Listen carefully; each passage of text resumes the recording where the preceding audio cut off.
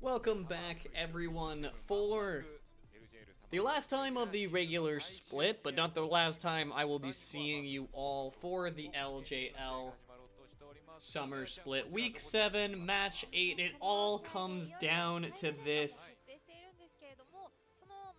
with a tiebreaker being played between Hawks Gaming and Burning Core to decide between the 5th and 6th place position. Or more specifically, actually only decide the 6th place position right now, as the winner of this will be forced to play a tiebreaker versus Detonation Focus Me. So we'll see who is going to be moving up to be playing that tiebreaker. Coming up after this, and it's all coming down on either Hawks Gaming or Burning Core. Now, advantage for Hawks Gaming is you are coming off of a win over Axis, so your confidence is a little bit higher. You're feeling pretty good. If you're Burning Core, you're unfortunately coming off of a loss to V3 Esports in kind of a brutal, not brutal. I don't want to say the word brutal because it wasn't like they got overly rolled, but it was one of those games where V3 drafted a Sinners comp. They wanted to play for the early game, and they wanted to be aggressive with it, and they did exactly that. They played aggressive, and what I think kind of hurts the most about that game, if you are Burning Core, was how aggressive they were on Once in the jungle. When he wanted to be a carry role that game, everyone else had their comfort picks, but unfortunately just Once was kind of bullied out a bit too hard by Boogie. Benefit to him this game is that you're not going to be up against the same jungler. You will have a little bit of extra, or you should have a little bit of leeway when going up against Tussle instead of Boogie. But if Tussle was watching that game, he should know exactly how to get on Once's bad side there. All of that being said, though, might be all the more inspiring for Once to really want to take it to Hawks Gaming here. I'm really curious to see what the mental is going into this game for Burning Core, but for Hawks Gaming, we know they're holding their heads high. Got a win over Axis Gaming there. And you don't really, this is a fairly important match, because while you still are guaranteed a playoff position, the less set you have to play in playoffs, the better, because that's the lesser amount of time that other teams have to learn you. That's the lesser amount of time that that's the longer you can go without having to pull any tricks out in case you're saving something for playoffs. And the less amount of time that your opponents will have to kind of prepare to play into you. So while both of these teams are going to be showing up in our playoff spot, it's just a question of who shows up where. And while I don't have the projected bracket in front of me just yet, it also affects who you're going to be fighting for your playoff positions here.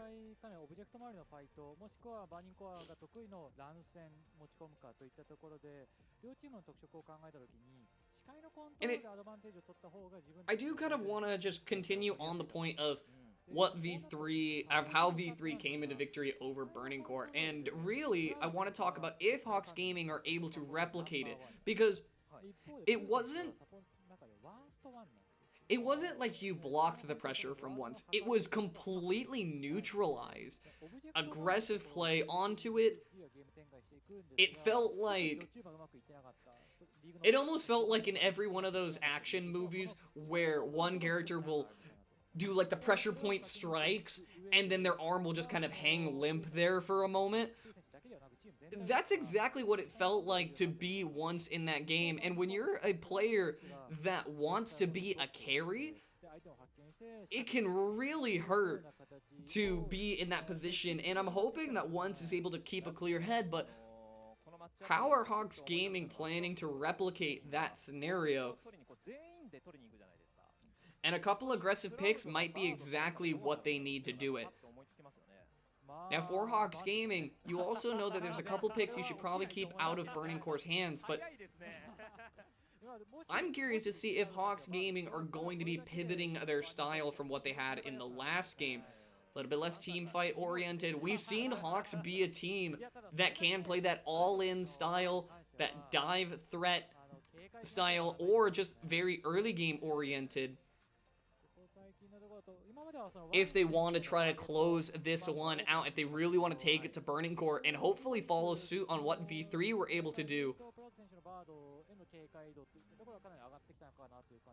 with their sort of blitz tactics on Burning Core. Is Hawks Gaming a team that can replicate it? History would say that they can.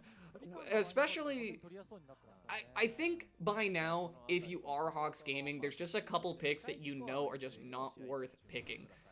But we'll see if any of those are coming to mind for Hawks Gaming. 6-7 apiece. We're going into our last draft of the regular split. And Zoe going to be the first one taken off the table here. Hawks Gaming. Wouldn't be surprised to see a familiar face of bans here, as Graves is actually going to be the first one banned away.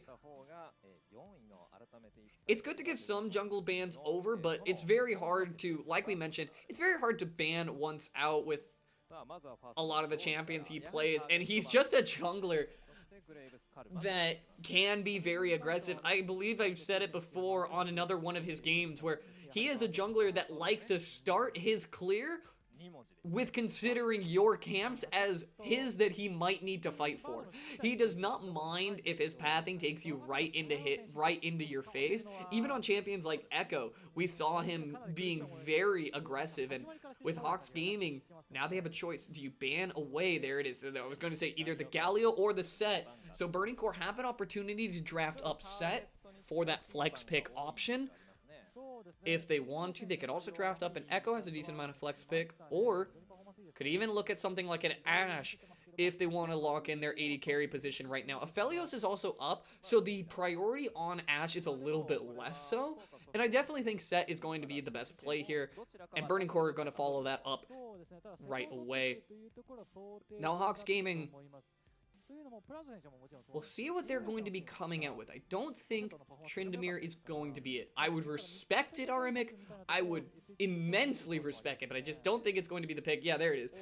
And Aphelios drafted in. Aphelios on an R1 is a little bit risky, and I honestly would have liked to see an Aphelios pick held off if they could have avoided it. But they are going to draft up a Volibear as well, which will mean that Burning Core should be drafting up Ashe here as well for themselves, but I don't like these two picks coming out from Hawks Gaming as they do. The Volibear actually isn't that bad to lock in early here because it does offer a bit of flex potential. The thing I am worried about, though, is Burning Core now know that you've locked in Aphelios, and it's very easy for them to not only pick a couple counters into Aphelios, but it doesn't seem like that's going to be the case, as they are going to lock in the Lee Sin once after playing into a Lee Sin, he said, alright, this champion's still good enough, I'll happily be playing this one out. And honestly, keeping it away from Tussle as well is a fine look for Burning Core here. And now Hawks Gaming are going to lock back in the Kennen, returning to the Rift here. And this is sort of that repeated combo that we've talked about before of Kennen and Volibear. Nice thing for them is that you're not playing it into an Aphelios. The Aphelios is on your team, but I always talk about how this isn't a very long-range engage comp. You might need some assisting parts of it. I'm surprised to see Twisted Fate this time going unpicked and unbanned throughout the first half here. We might see it come in on the second half, as if Galio is banned away, if Yu-Gi-Oh is able to play it, a Twisted Fate does a similar job and synergizes very well with Ashe. We'll see if Hawks are willing to let that one pass over. So you have two opportunities to take it away before it gets to that point. As LeBlanc is banned away. That's an aggressive pick that is taken away and gives Twisted Fate a bit of a safer lane. But that is an interesting note of Twisted Fate specifically, is we have seen a lot of ban attention towards Twisted Fate. But since the short spree of wins that DFM picked up a little bit earlier before their 2-0 yesterday, they did have a decent amount of success on Twisted Fate Ash combos, or just overall very catch-oriented comps, that they did pilot to a decent amount of success. Hawks Gaming thinking about the Leona here. Does give you the Solar Flare for that longer range engage ability like we talked about. And Leona has just been picking up an increasing amount of priority in the recent times, so not a bad pickup. Is a little bit interesting, or is a little bit offset when you're putting it next to an Aphelios, because Aphelios kind of, at least in the early parts, sometimes needs something that can play a little bit more defensive for him and help him out there. But it is going to be a Silas locked in here, and still retaining a bit of flex opportunity. You can send this into the Kennen wherever it goes, and you could move the set into the jungle or support lane. And that is going to be the Alistar locked in the end, and I like the Alistar pickup here. You can headbutt out. When you have both a Kennen, a Leona, and a Volibear all running at you, you can headbutt one out and then use the Pulverize and the Stun on whoever else is with you. And Hawks Gaming eyeing up that Twisted Fate.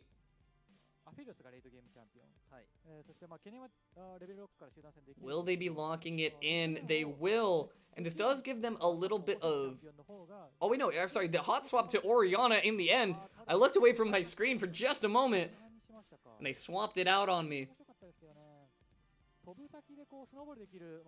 And Hawks Gaming all-inning on a team fight comp here that overall looks fairly solid.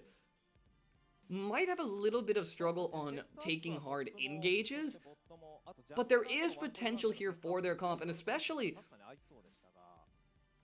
if one Leona Flare lands, that should just be death for whoever it gets hit on. But also having Orianna for Volibear and Kennen to give them a speed boost from the W makes their engage a little bit more potent. You have to be a little bit more careful if you are Burning Core. So I do like the comp that Hawks Gaming has kind of drafted themselves into. And I definitely think, once again, this is going to fall to the jungle position of ones to see what he's able to get out on the map. You have Yu-Gi-Oh, who, in this matchup specifically, is going to get bullied out a little bit.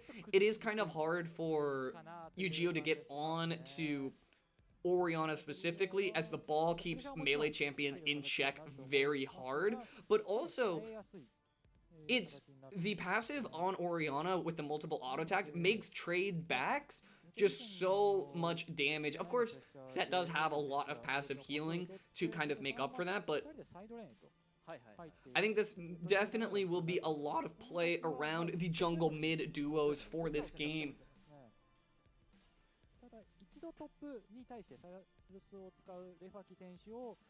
And I definitely think as this game progresses, it will only scale up in action. It's going to be it'll likely be a little bit lesser on the action. A bit of jungle scrapping is what you could probably expect coming out. But overall, between the lanes, I wouldn't expect a ton of action, save for maybe mid lane. And you can see here on the team stats, actually that's a very impressive stat for Burning Core. Win percent after having a major lead at 15. I really actually like to see that coming out from Burning Core, to have a 100% win rate when you have that major lead. Not being a team that can give away leads that you've acquired early on, very good to see. We'll see if that's going to hold true for this one. I do think an important note for that sort of speaks a little bit to the same volume is Hawks Gaming having a 100% win rate when they get first inhibitor. as I do sort of think that leans a little bit towards if Hawks Gaming get to that point, they're usually not losing out. I would be curious to see how many games this is across, but we don't have quite that stat ready for you just yet. What we do have, of course, is Burning Core and Hawks Gaming as our final matchup. If you're asking for a little bit of post-draft predictions,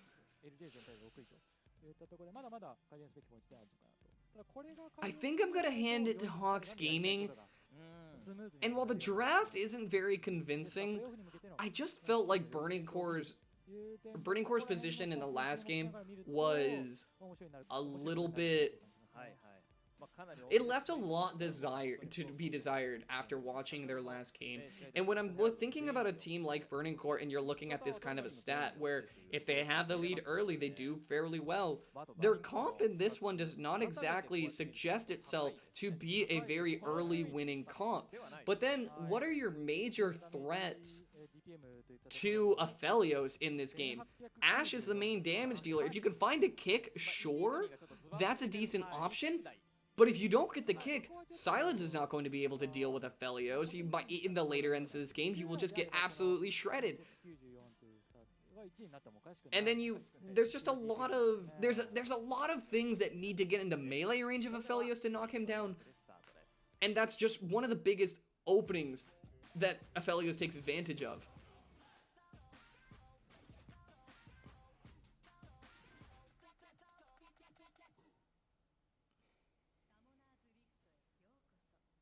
LJL 2023サマースピリットウィーク7ゲーム8バーニングコア vs 福岡ソフトバンク失礼いたしました福岡ソフトバンクホークスゲーミングの試合スタートです。Alright, and as we start things along here, everyone fairly runes that you would expect. Ray going to be re-bringing out the fleet footwork on the top lane. Silas there, fairly popular at this point, helps out with the poke like we always talk about.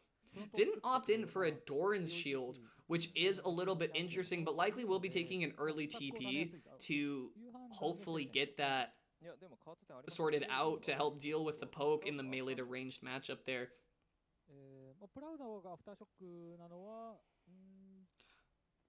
I will say that in this kind of a game, I'm a little bit worried about Hawks Gaming getting a bit of early advantage in gold, and Burning Core not being able to fight back from it. Looks like Burning Core is slightly favored, but you can see how close this one is.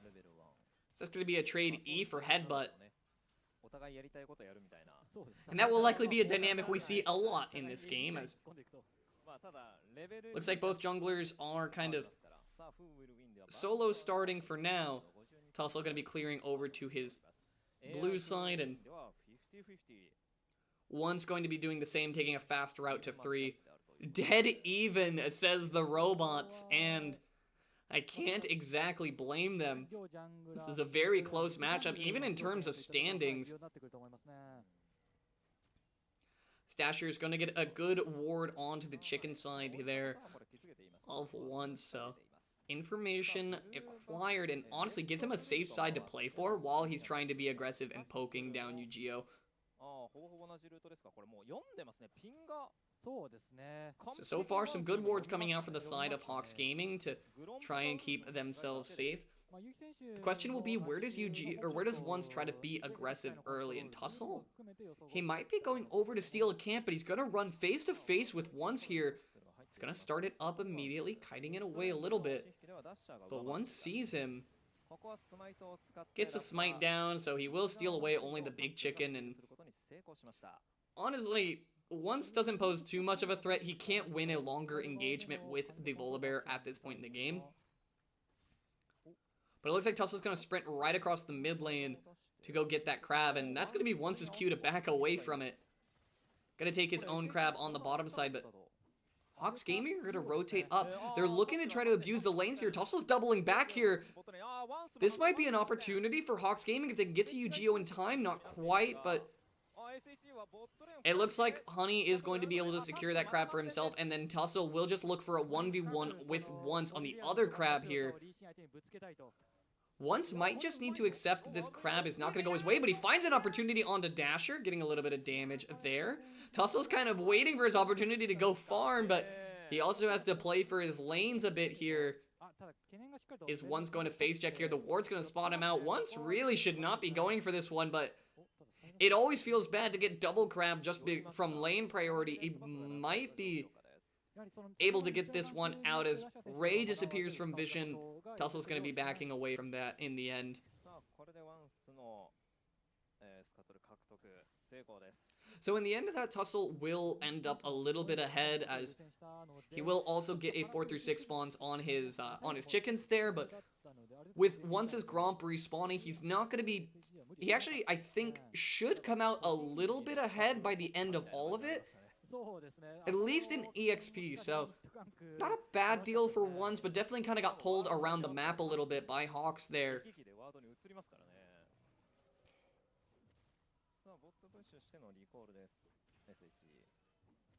But for now, it looks like just fairly what we'd expect from this kind of a game. Hawks slowly accruing a little bit of a CS lead in the mid and top lane. Oh. Dasher not quite getting the stop on Yu-Gi-Oh there from the back. He's gonna come back with a Bomby Cinder here. Looks like he is going for the full tank build, which is the most popular build for mid lane, but it sort of adds a bit to his pushing power, hopefully. The problem is that he's not always going to be able to walk in melee range, because you can just see the amount of damage he's taking just for showing up there. Dasher is already trading a ton of damage back onto him.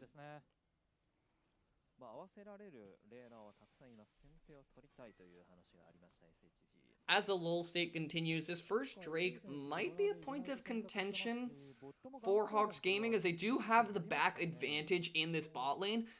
You're not exactly too strong with only Zerker Greaves on Honey, but you're definitely stronger than a Yuhi that only has a Doran's Blade. So we'll see what ends up happening if Hawks Gaming decide to all in onto this Drake to start things off.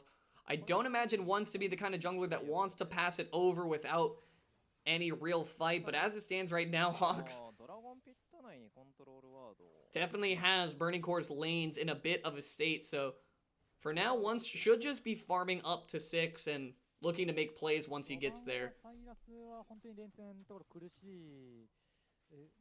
Harmonic just cresting into that level 6. I don't think Ray's going to be able to hang out long enough to pick up all those minions. He will get the EXP at the very least. So Harmic's going to throw an Empowered Q to hopefully stop Ray Farkey's back a little bit longer.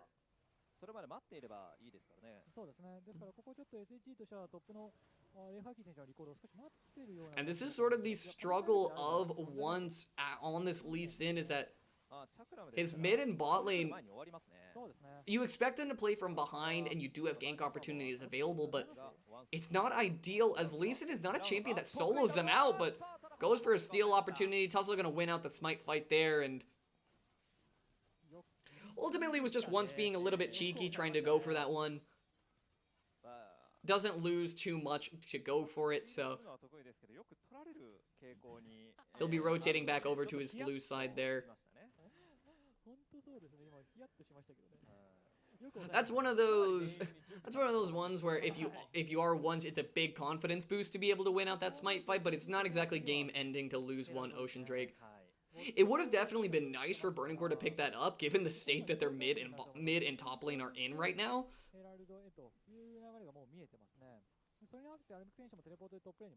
But unfortunately, those exact lanes are kind of what led Burning Core to not be able to put too much emphasis on that Drake, so Burning Core will find themselves on the back foot a little early on here, but Pooh might need to wait for level 6 before he goes for an engage here. Flashes forward, will force the response flash and cleanse from Yuhi, and that might just be all Hawks Gaming really need to take.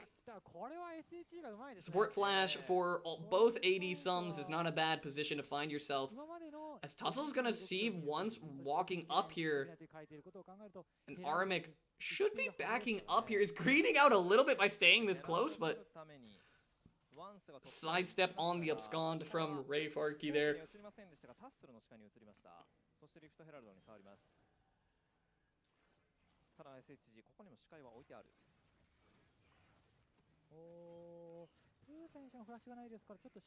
And Burning Core onto this Rift Herald is an objective trade that Once is happy to take in this scenario. He's going to nab up that Rift Herald and will hold on to it. Does present a little bit of risk as you do lose potential wards to make ward hop plays, but he does have flash for now, so if you burn a flash on an insect and then have Rift Herald, I'm sure it will pay dividends later on.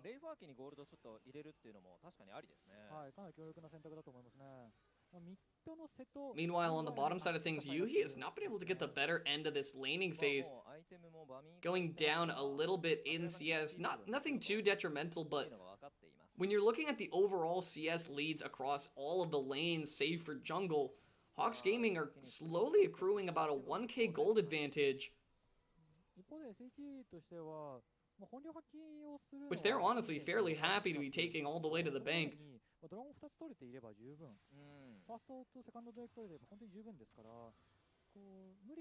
we'll see what Drake is next on the menu, as that will definitely dictate how heavily Hawks Gaming want to commit for this Ocean, or for this next Drake. If it ends up being a soul that will be more influential, and it looks like it will be with a Cloud Drake spawning up, means it's either Infernal or Mountain. Gonna be hitting the Rift here. The sort of potential issue is that this is sort of... The team fight is where Hawks Gaming or Burning Core can really blow things up in either direction. If you don't get your tools to hit where you need, well, hold that thought, as Tussel's going to be finding an opportunity to hit once a little bit there. There goes an arrow, going to be traded out with the Solar Flare there. Pooh's going to be able to go in. Yuhi should just be going down here. Pooh's going to pick up that kill, while Once is going to lose out on that one. There's going to be Ray Farkey as well going in on the top side there. It should be have a response ult to pop, but the Ignite's going to keep Ray Farkey in check, as Ray is not exactly strong enough to go for that play there, but Tussle is strong enough to go for this one onto Eugeo. There goes the ultimate. The Haymaker's not going to do enough damage to save him for now. Dasher flashed forward for a little bit of a sombrero W, but I don't even know if he needed to flash, as Eugeo didn't look like he was opting into the flash of his own, but we'll watch this all back from the beginning. Once was kind of looking for an opportunity, but these are two full HP carries, and gets spotted out after hitting the blast cone. That's actually so unfortunate, as at this point, Once gets slowed up. Proud is just doing what he can. He has no idea who he's supposed to zone first in that scenario, as that's just Once kind of getting caught out in the jungle. That's not a good sight for Burning Core. They are spawning up the Rift Herald. They will be able to get first turret, which is a good sign for Burning Core. You do get a little bit of gold back over to your team. But it will be a trade for the Drake on the bottom side if all things go according to Hawks Gaming's plan. But that's not a great way to start things off, especially when you're already down a bit of gold. Nice thing for them is Hawks Gaming don't exactly have all of the teamfight tools that they might otherwise want. Shockwave still a little bit off of cooldown, and Aramic no teleport, so he is isolated up towards the top side for now. It's also should just be able to knock this one down, gets a smite off. As Honey's looking for an opportunity, doesn't have Gravitum, so no root opportunities presenting itself, but Eugeo might make the call to go in here. He can go for the phase breaker and try to dunk Honey backwards, but after forcing out the flash, we'll just be able to knock down Pooh. That's going to be a free kill over to Burning Core, as Ray is going to pick up that kill for himself.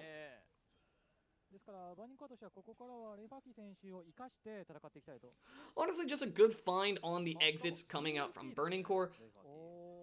I like the look. I like that Eugeo flashed for positioning. He didn't ult right away, which he honestly could have, because Honey doesn't have cleanse, so he didn't need to worry about the dunk getting cleansed away. But in the short time he delayed, Honey did end up burning his flash, and you end up getting the ulti on the support either way. So a kill's a kill as far as you're concerned for Burning Core. But it looks like it will be a Mountain Soul, if I'm not mistaken, hitting the Rift here. As Ray's going to go for a little bit of extended trading. I was going to say, Armic has exhaust, so isn't exactly too worried about that one in the end, but Mountain Soul overall is not a bad soul to have either way, as there's a succinct lack of frontline on the side of Hawks Gaming, so the extra tank stats definitely help out Tussle in being the solo tank on this one. But it's not exactly a soul worth throwing over if you are Hawks Gaming. So passing over 1 or 2 when your comp overall has a little bit more damage than Burning Cores, you're okay with that. You can pass over a Drake or 2 if it is just not in the cards for you to contest. And I'm hoping that Hawks Gaming keep that in mind, and they did seem fairly mindful of it in the last game, so I am somewhat hopeful there.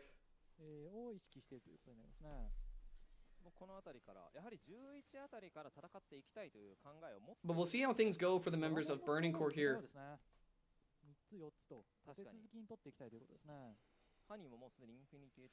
As the Rift Herald is spawned up, it might be 2 Drakes for 2 Rift Heralds if once starts anything up too early here. Tussle doesn't have any camps to really be going for right now, so he can kind of be wherever the objectives call him.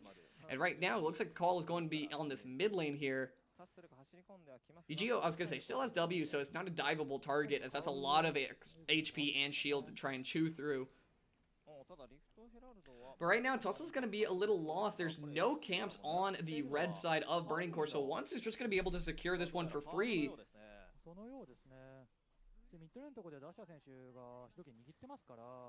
As Honey picks up a turret on the other end of the map there, they should be able to use this Rift Herald to help crack open this mid lane, most likely, and give them a little bit more room towards the Drakes.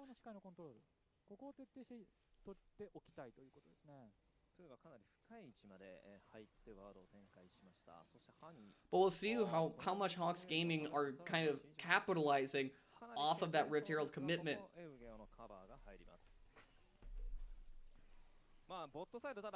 As Ugio is back to pick up a bit of that CS in the bot side. Not going to lose out on too much in the end, but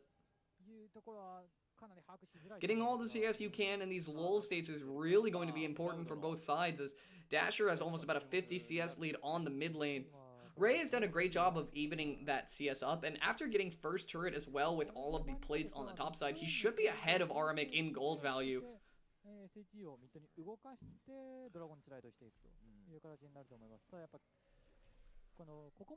The big issues for Burning Core is this mid and bot lane gold advantage. After Honey was able to get a turret on the bottom side by himself, as well as just having a slight CS lead overall, but Dasher just has a monstrous CS lead at the moment.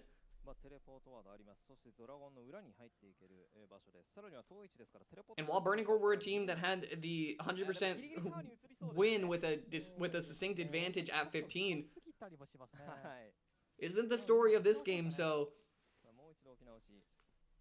we're going off the data scripts for now. We'll see if Hawks Gaming are able to take this one to the bank, or if Burning Core are going to be seeing DFM in that tiebreaker match. Looking to kind of press the issue for now before this Mountain Drake spawns up. Burning Core spawn the Rift Herald in the mid lane. Yuhi's going to do his best to clear out that wave. The charge will go off, and it looks like Burning Core are going to leave immediately to go over to this Mountain Drake. Hawks Gaming just got that Rift Herald cleared, but there's a lot of fog between them and that Drake. We'll see if Hawks Gaming are going to go for this. Wandering forward, Leona and the Volibear leading the charge. Drake going low. He's going to commit for it. The smite fight goes the way of Tussle. That's going to be soul points, so they don't even need to win this fight. But a kick finds a knock up onto Honey, but that's not exactly a target that anyone can capitalize off of immediately, while Yu-Gi-Oh gets a good dunk. But again, all of these ultimates from Burning Core cannot be followed up on just yet, while Hawks Gaming are kiting backwards. Honey's still at full HP, so they have him to rely on for most of the damage. That's going to be Dasher flashing forward to get the first kill to start this one off. There goes Tussle all the way to the backside, gets a W for a little extra healing, but it isn't going to be enough. Burning Core now routed, as they've lost one. It's going to be one apiece. But ultimately, Hawks Gaming getting the benefit of that one after getting that Drake. Good position to be in if you are Hawks, as they're going to lock down this mid lane turret. Dasher flashing forward for the kill onto Lee Sin here was a little bit interesting. It is a good kill to get this match started off here, but we'll watch this fight one more time, as this has got to be a little bit tilting from ones here. The smite comes in. I think it was just out of his smite range, given the level disadvantage. I don't 100% know, but what I do know is that this fight from Hawks Gaming was just kind of brought about from... Yu-Gi-Oh gets a good amount of value even after the dunk was wasted and the kick was wasted.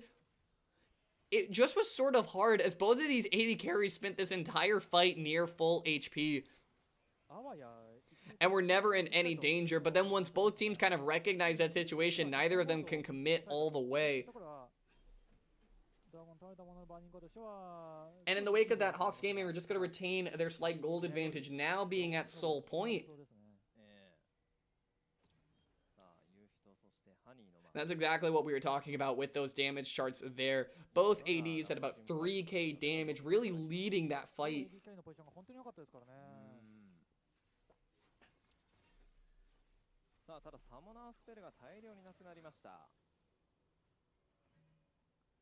And we'll see what Burning Core can really do to start things back up here. There's an opportunity here. Pulverize comes in. Tussle might be forced to use his ultimate out. Actually, he doesn't have it. So that means he's going to go down right away, but the Shockwave is going to find out Ash there. Honey should have a decent amount of room to get damage out. Once it's going to find a kick, Ray's going to get a good combo onto him. Beautiful play from Once there to find that, but is it enough to win the fight, as Oriana's finding two here? Yu-Gi-Oh and Once are the last members to try and fight this one out, but here comes Aramic. He's going all in. He's going to find the jungler there, and now Yu-Gi-Oh's left to retreat. Beautiful play from Once, but unfortunately it just came in a little bit too little too late.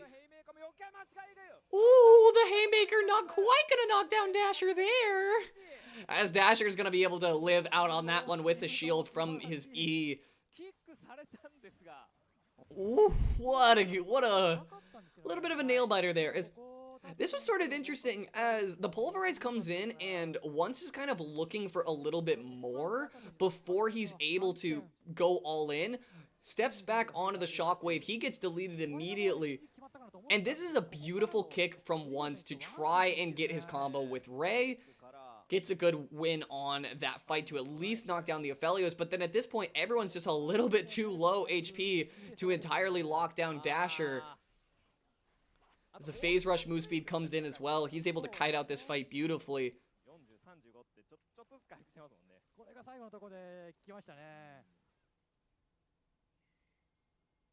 And in the wake of that kind of a fight, oh my gosh, Dasher's damage from that fight. Let it be known, Oriana is not just an ulti bot. She can dish out a fair amount of damage if you give her enough time. And that will be, honestly, a beautiful fight for Hawks Gaming in the end. It was a bit scrappy, got a little bit worrisome there. And if Once is able to find more kicks like that, it will really be a difference maker for this game. And I love that Ray was so ready to follow up, but he's gonna need to be ready to follow up one more time. Yu-Gi-Oh's gonna have 3 members onto him. He might just go down before Burning Core are able to find an answer to it. Now the fight's sort of split here. The carry's off on one side and the front line sectioning off the members of Burning Core. The ultimate's not gonna get anyone rooted up, but that's gonna be a lot of chakrams flying in onto Yuhi. And that's going to be 2 kills over for Hawks Gaming. That fight kind of got split up awkwardly for them, but they were able to capitalize nonetheless. And that was sort of an awkward fight for Hawks Gaming when you're a lot of time relying on Once to get a kick to open things up. Ray didn't have a target to go in on because even if Once was able to find a kick on a valuable member, the distance that was put between them and the Leona kind of standing in the divide, it's just going to be so hard to bridge that gap.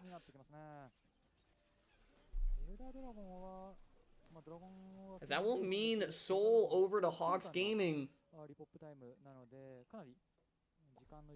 And that's a scary time for Seoul to be coming in, as right now Honey can pivot over to building more defensive items. He already has a QSS on him locked in, which is sort of necessary, as he did opt in for the heal instead of the cleanse. But I'm curious to see if he will be going for the Death Stance right away. Doesn't look like that's on the menu. He wants Armor Pen. He wants damage. Says, I got this Mountain Soul for a reason. I'm building damage, and sort of rightfully so. And Dasher having Medjai's as well is another kind of issue that Burning Court are going to have to overcome here, where Dasher is totally happy to kite in and around this fight as much as possible, utilize the extra move speed he gets from activating W, Phase Rush, and the Medjai's move speed to just dash in and out, get a lot of auto attacks on key members, and ultimately apply those Grievous wounds from that Morellonomicon onto Ray when he needs to, and keep the ball in a threatening position for the rest of the members of Burning Core here. We'll see if Burning Core can really find a way to structure the fight that they want to, while Tussle's just going to be clearing away a couple pink wards here. They can't quite just throw an arrow out willy-nilly. They really need to know that they're sectioning off one member, especially with Yu-Gi-Oh on the bot side. His teleport's coming up soon, so for right now, Burning Core's just going to be waiting this out. You don't need to be overly aggressive. Going to try and trade back the vision here. Yu-Gi-Oh already wandering his way back up. Burning Core would like this mid lane turret, but I was going to say, Pooh thinking about an opportunity there. While the junglers are scrapping on the other end of things, Tussle's going to find a Yu-Gi-Oh out unaware, just giving him a good sniff, saying, is this really the fight that you want? And when you're staring down the barrel of a 4-1 Orianna and a 3-1 Aphelios, that's not exactly the fight you want to be looking for. These fights need to go long enough for Burning Core to really find the advantage they want, but Hawks Gaming looking to press the issue. Half HP onto this Baron. They're going to need to find a way in. If Once is able to win his smite fight here, would be a good threat, but Tussle's going to flash forward onto Once. He should be dead here, flashes over the wall, but that's going to be Armik chasing here. Pops the ultimate, but not in time. Once should be able to escape there as Armik's just going to chase down Ray Farkey. There goes Tussle. Should be able to find Once on the top side of that map, while Ray Farkey is going to go down on the other end of things. Goes over the wall there, finds a lot of damage onto Honey, who goes a little bit into melee range as Ray, lives out a lot longer than I was expecting, but there goes an arrow onto Dasher. The shockwave exchanged for that one means a lot more damage over to Yuhi, as Yu-Gi-Oh's gonna pull Tussle away, says, excuse me, sir, those are my AD carries, and is able to get out to safety in the end there, but Tussle and the rest of Hawks Gaming can reconvene on this Baron. Chakrams are a-flying, and that's a lot of damage to shred down this Baron. Burning Core just not quite able to find a good enough fight win there.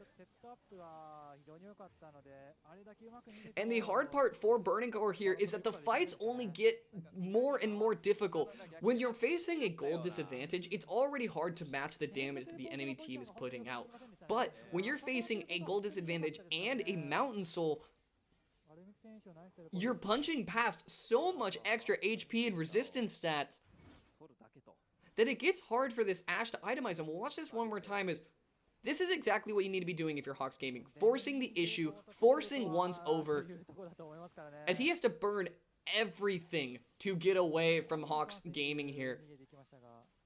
Good stuff to Ray Farkey on the right end of this fight, as after Once goes down, Ray kind of does his best to blow up Honey, but he just doesn't do quite enough damage yet. And honestly, even only having the QSS That's still magic resist, and you still have 2 extra Mountain Drakes worth of magic resist on your side.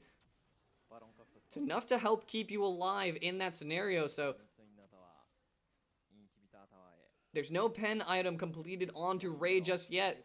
Hawks Gaming are marching up the mid lane. They're grouped as 5, exactly as their comp wants to be. Yu-Gi-Oh's on a flank here, finds a 3-man facebreaker, and pulls Honey back out, but the QSS is good. This is what we talked about with that QSS coming in clutch here. Proud can pop the ultimate all he wants, but the Moonlight Vigil's gonna find a flamethrower, not enough to burn him down.